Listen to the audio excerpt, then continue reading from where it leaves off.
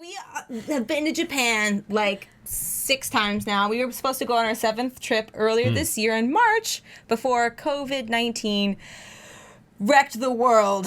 Literally, like, look at Kelsey's face. That's exactly how we felt. And her and our mom were supposed to come with us, so it's supposed to be like this really fun family trip. Anyway, we love Japan. We can speak some amount. I said our mom. Our mom, okay. And we are related. I was like, her and I. Anyway, but like we were supposed to go all together, and we speak some Japanese. Anyway, so we've actually gone to Japan together before. Twice. Which is kind of crazy. Like, I don't know. Like, I don't know how many people actually go on like international family trips and things like that. Probably not many. We are quite maybe. Privileged. Has anyone else gone like on an international family trip? I know, right? That is very privileged of us. Yeah. Like, oh, we've been there twice. But we went there once in the summer, and then we went there once in the winter, and both had like some like seriously super cool memories. So we've been there twice, and then the summer was the first time, right? Or the winter? Yeah, our first trip was in the summer. So if anybody's gonna head down there during the COVID summer, I saw Only in Japan had a video in the summer doing here's Akihabara with like nobody in it. So yeah, it was like apparently you're allowed to still travel around in Japan. I don't know what the exact rules are, but you can definitely get out there and you can travel. It's hot. It's disgusting. It's so awful. But at the same time, it almost feels okay. That it's so hot there? It's so hot that you just kind of, you're like, yep, this is life now. But everybody has a seat of some kind. It's so hot. Oh, Wing Desario with his bright morning. Wow, 5 a.m. Main phrases are hello, goodbye, and where's the bathroom? Yes!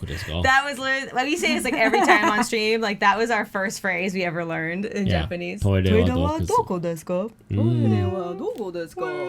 And then you had to learn what hirari, migi sounded like so that you didn't accidentally go to the wrong room when they told you where the bathroom was. And you're like, and you look like a dummy. They're like going left. They're like, no, that way. You're like, okay, sorry. sorry. Yeah. So, but yeah, in the summer it was literal hell. Sweating so much. I've never sweated much in my entire life. What was your first? Because your first time in Japan was more recent. So what was your first thought when you landed? This is awesome. Okay.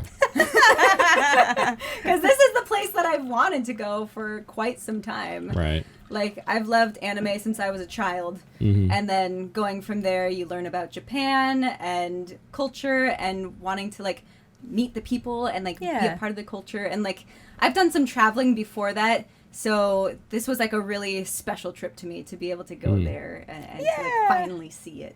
Yeah. Yeah.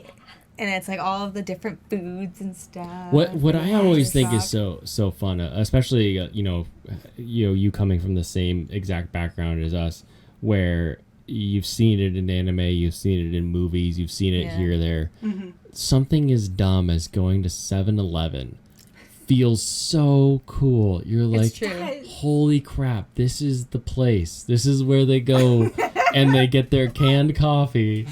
And their cup noodle. Just everything that you do that first time feels like you're in an anime. Yeah, you're in an anime. Literally feel like you're in an anime. Yeah. And that was the most was that the most recent trip we took with the other friends? Yes. Yeah. Their consistent phrase was just like anime. That was literally because so much of what goes on really is from anime, like steam stain, like melon bread, like melon pan is a thing in anime because it's so common in the bakeries and in like the 7-Elevens and it's stuff. everywhere. And so because it's so common, it makes its way into animation. Yeah. Did you have a similar like thing you saw where you were like, oh, this is like anime? I mean, getting off of the train and then immediately having, or not to the train, the plane, getting off of the plane and then having to immediately go like use the transportation system because you always see scenes in anime where people are getting on like the subway or the train or whatever. Yeah. So it's like, oh, I'm getting on a train. Right? And it's in Japanese. Wow. You got right? the bing noise and then Yeah. And the rush in the feel of the train is like going past you when you're standing at the tracks. And also stuff. seeing like how on time it is. It was just like trains can be on time because living in LA, nothing is on time as far as transportation goes.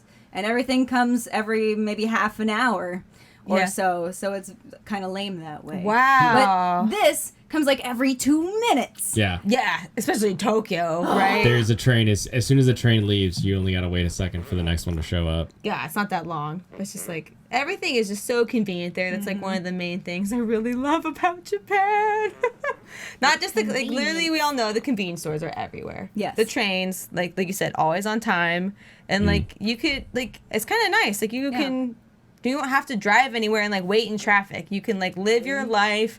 You can like do your things on your phone and get to places and Right. see tons of stuff in a very short amount of time. It's awesome. You can drink anywhere you want to drink. That's convenient. You can like go to the park and like have a nice picnic, have a Right. glass of wine with friends. Like, it's super great. That's that's super unique. Like, you can't do that in the United States. Yeah, I we don't don't. think so. I don't Except think. for New Orleans. Yeah, I was gonna say we have a couple cities. Is it city specific or is it state? It might I be want to say state specific. city specific, like Las Vegas and New Orleans. Where you can actually have open laws. I'm pretty sure.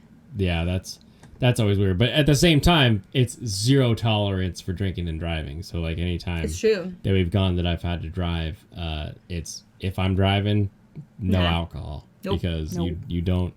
They don't take kindly to that at all. Like which is literally, great, but we would also like kind of like terrifying because over here it's like you can have a drink, maybe 2 in a night, wait an hour, and then you're good to drive. But over there, it's Any a amount 0 like of at alcohol all. in your system. But yeah, it's kind of like when we ever were driving, like when we were in the winter time.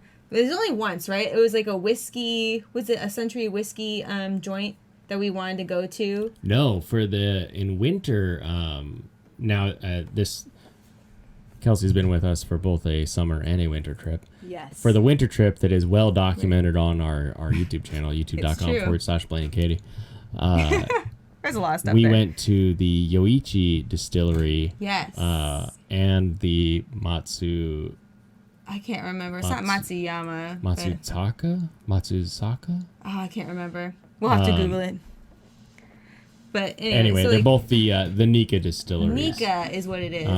So I would drink yes. at one, and you would drive at one, Yep. and then you would drink at one, and I would drive at one. Yep. Literally, So we had to go to literally- two distilleries We literally took turns. to like make this work. Yeah. Because I was like, I know Blaine really wants to try I this. really like, wanted it. have to do it, 100%. So and then I had the privilege of drinking twice. that's true. It's true. I forget. good Did you time. get your international driving license for that trip or not? No. No. Okay. So that was the big reason there.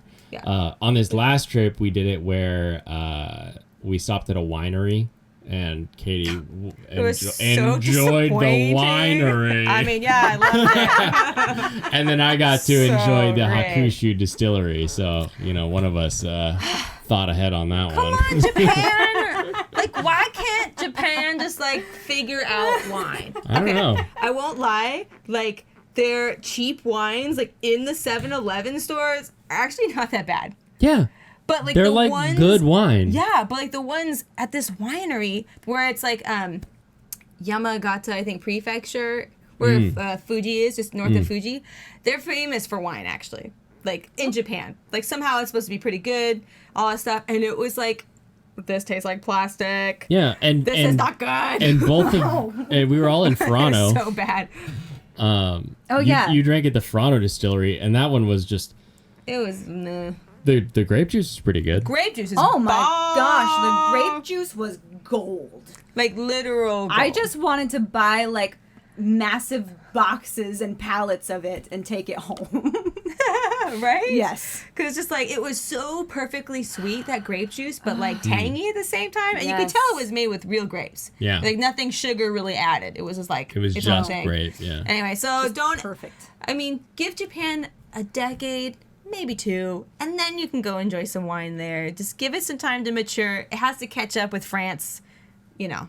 It And takes Washington time to cultivate. and California. Which has been doing it for how many more years? Yeah, right? Like centuries, probably.